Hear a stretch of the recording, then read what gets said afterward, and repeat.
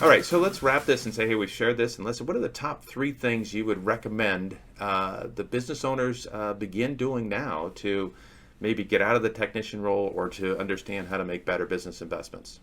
Well, I think it goes back to what we were saying earlier, where the challenges. I think number one is let's start to get really focused on time and how we're spending our time, and are we spending it in the most appropriate and most productive ways.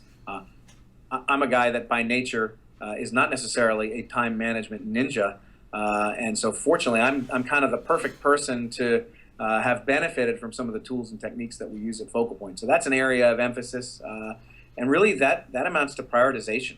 Have we chosen the right things to focus on? The second is really focus on that ideal customer, that ideal client. Who are we trying to serve?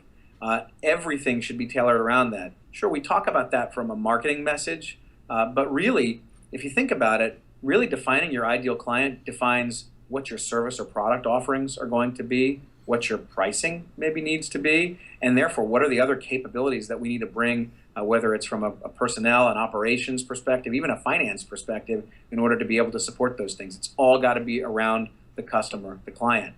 And then lastly, once you've achieved those things, it's finding that authenticity, finding that way to be able to approach that ideal customer or client in a way that shows that you're in business to help add value to them, to their lives. If you can achieve that, then you will truly be on a path to attracting more and more of your ideal clients and really accelerating your business success. Yeah, so the first item, focusing on your time, is really about how do I spend more time in the entrepreneur space, right? Where I make the highest, best value. And this is where you can focus on your customer. This is where you can make your best decisions. And this is where you can spend time creating, developing, and understanding your authenticity. Sure. So there's just a huge value in that. But the first step, obviously, is getting out of that technician role and making a list of those things and finding another way to get those things done so that you can spend that time on the really important, valuable areas. Having a real honest accounting of how am I spending my time on a daily or weekly basis can be really eye-opening. Yeah, I tell my customers, look at each day and write down everything. It's a little painful for the first week because they're Yeah. not very good at it. But then they start writing the same thing down again. We say, okay, those are the things right there, man. If we just get rid of that, if we got that off our table, then you would pick up a whole bunch of time. And we can find John, all kinds of solutions for getting to do things differently.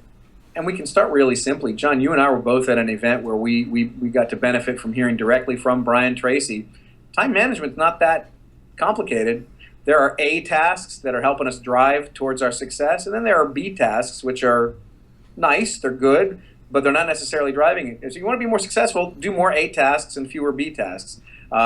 We like to make it a little bit more complicated than that, but ultimately it's that simple. So if we can stay focused on our A tasks, and by the way, a lot of times those A tasks tend to bring us into those entrepreneurial modes, we're going to be more successful. Yeah, absolutely.